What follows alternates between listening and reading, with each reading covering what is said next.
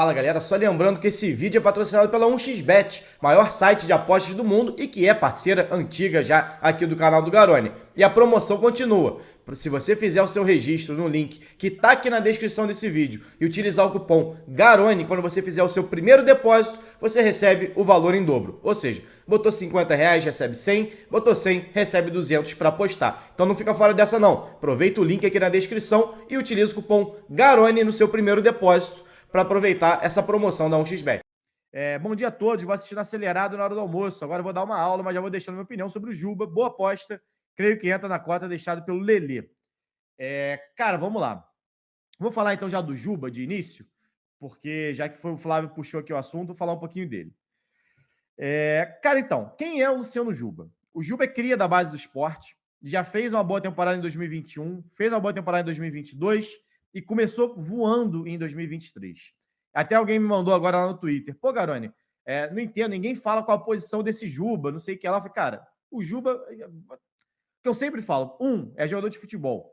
Jogador de futebol se adapta pela característica. O cara pode ter sido formado a vida inteira como volante. Se o treinador achar que ele tem característica para ser o centroavante que ele precisa, vai virar centroavante. E ponto. Vai botar para treinar, funcionou, mudou de posição. Então, são jogadores de futebol. No caso do Juba, ele foi formado como lateral esquerdo. O Juba é um jogador alto, magro, esguio, foi formado como lateral, canhoto, e passou a ser um jogador mais ofensivo desse time do Sport, funcionando mais como um meia esquerda. No time atual do Sport, ele já jogou de lateral esquerdo, que o Sport faz o que a gente chama aquela saída de 3, ataca num 3-2-5 e segura o Eduardo, lateral direito, pela direita, junto com os dois zagueiros, e aí tem os dois volantes. E aí o lateral esquerdo funciona como um ponta. E o Juba já foi utilizado dessa maneira. Mas na maioria das vezes, ele joga como se fosse um ponta esquerda. Só que como lateral faz esse corredor lateral, o Cariús, sobe bastante, ele é jogado um pouco mais por dentro. Então vira um meia esquerda. Como faz o Alex Teixeira no Vasco, por exemplo. O Piton sobe, o Alex joga um pouquinho mais por dentro, no que a gente chama de meio espaço. É ali que o Juba tem jogado pelo Sport e é ali que ele conseguiu o maior destaque. Em alguns momentos ele, inclusive, joga um pouquinho mais centralizado, troca de posição com o Jorginho.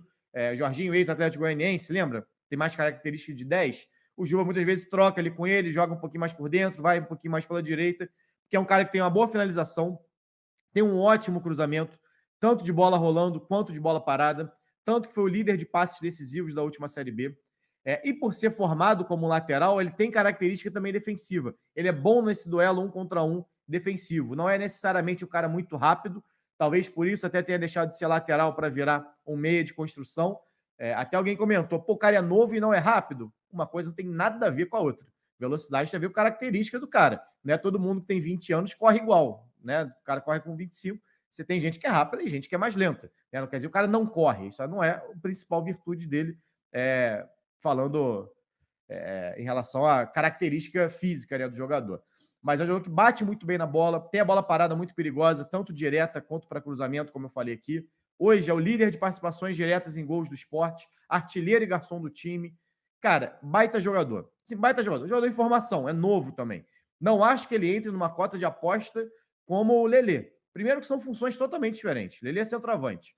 Né? Então são situações totalmente diferentes. Você não tem uma cota aleatória de temos aqui 3 apostas. Não, você vai por função, né, por posição que você precisa. Até porque o Juba é muito mais testado do que o Lelê. O Lelê é um jogador que acabou de aparecer no Volta Redonda, já jogou bem lá atrás no Profut, terceira divisão de Carioca, o que não é uma referência. O Juba não. O Juba vem de 2 Séries B muito boas e de um início de temporada muito bom, jogando contra adversários bem mais difíceis. Enfrentou o Bahia, time de Série A recentemente, e foi muito bem. O Lelê não é esse caso. O Lelê está começando agora a aparecer no cenário nacional. O Juba é muito mais realidade do que o Lelê. Não quer dizer que o Lelê não possa ir bem. Não é isso. Mas, no momento, não são apostas na mesma prateleira. A grande questão do Juba é que o Juba tem contrato, se eu não me engano, até agosto.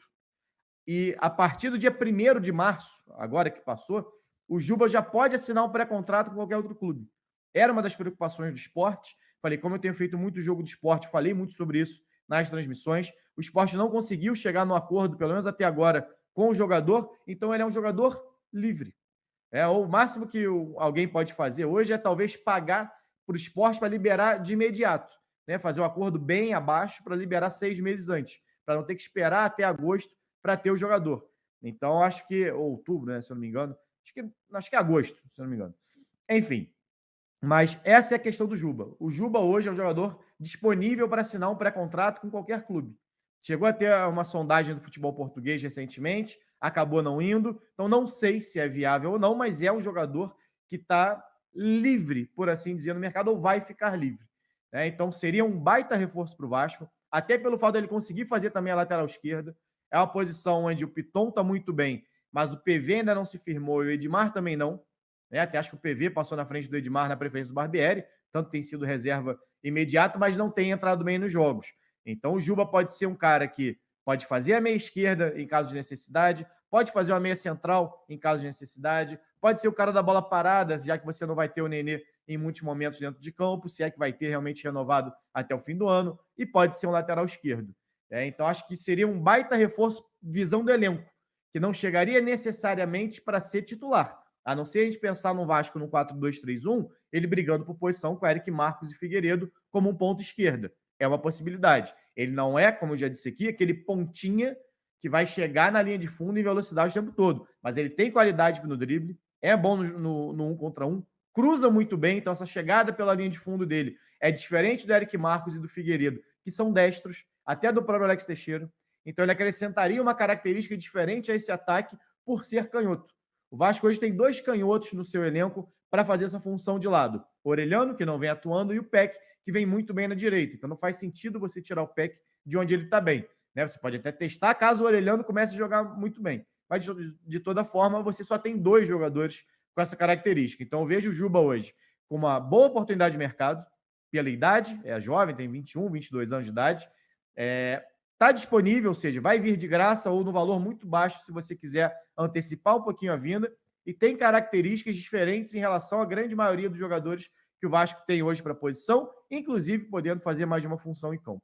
Então acho que seria um baita ganho para esse elenco do Vasco caso ele realmente fosse contratado.